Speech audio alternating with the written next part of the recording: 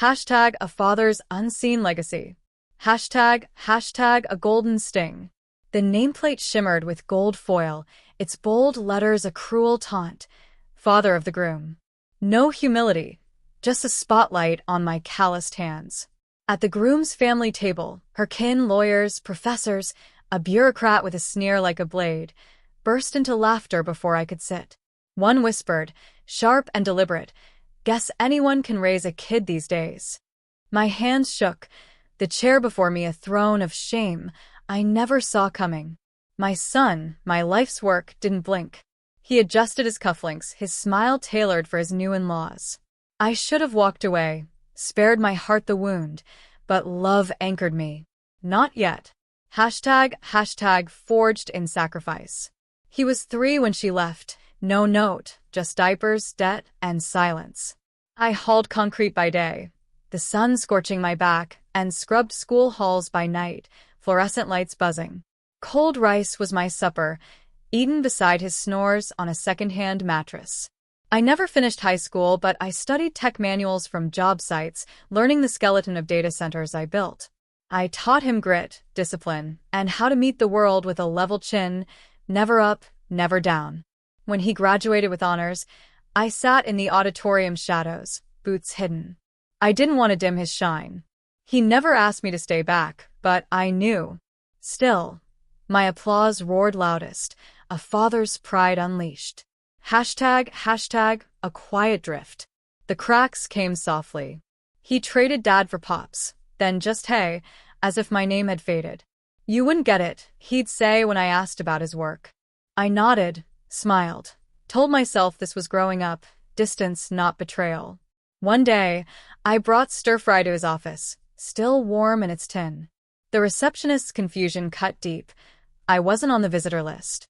From the conference room, his bride's laughter sliced through, her eyes always marking me as filth on her heel. He never mentioned the lunch. Neither did I. Hashtag the breaking point. It wasn't the laughter that broke me. It was his glance, quick and averted, begging me to vanish from his polished world.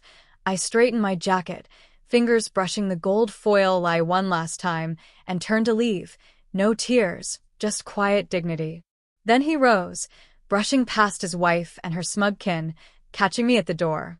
"Dad, let's go home," he said, not with regret but with the cool authority of a favor. I walked away alone, my home still out of reach. Hashtag an unseen power. They never saw the foundation I laid beneath their empire. While he chased degrees, I wired data centers, built server rooms, and absorbed tech's pulse from manuals and sweat.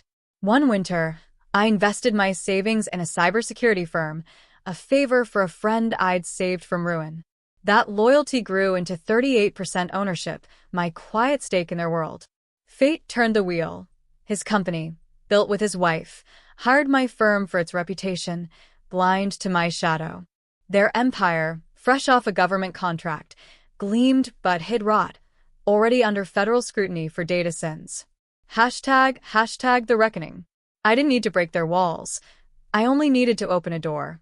In my kitchen's dim glow, my cracked laptop cast shadows as I read the whistleblower report, a blade of their own deceit.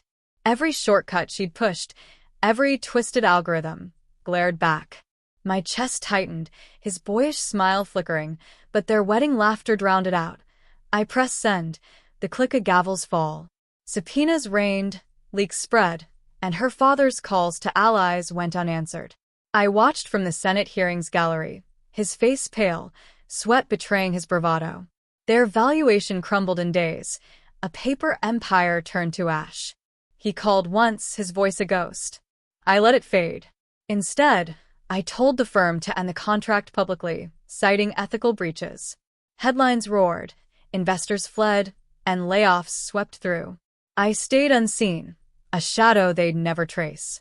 Editor's note: the retribution scene is vivid but could be expanded with a brief moment showing the father's immediate reaction to the headlines, e.g., reading them alone, feeling both vindication and sorrow. This would deepen the emotional complexity and highlight his moral struggle, adding impact for medium readers. Hashtag the return. 3 weeks later, he stood at my gate. Not the condo I'd bought, nor the apartment I'd funded, but my house, its cracked walls steeped in the scent of warm rice. No suit, no watch, just the hollow gaze of the boy who once clung to me. I didn't know about the card, he said, voice brittle, but I knew about the shortcuts. I let them happen. I met his eyes, my throat tight. You let them laugh. He nodded, shoulders heavy. No excuse. I forgot who raised me. The wind carried his confession, and I stepped aside, not forgiving, but seeing him. He crossed the threshold, home at last. Hashtag, a new beginning. He lives here now, humbled, jobless, learning to live without status. He fixes faucets, tends the garden, his hands growing calloused like mine.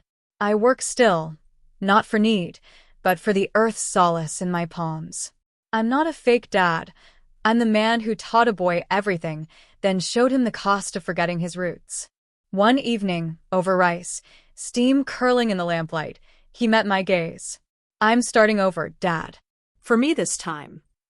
I nodded, heart steady like soil after rain. You know where to start, I said, pointing to the garden where our seeds were breaking ground. Hashtag, a lasting legacy. The cybersecurity firm thrives, a quiet testament to my labor. I need no gold foil or applause. My legacy lives in the boy who returned, in the earth we tilled together, in the life I built with my own hands. That is enough.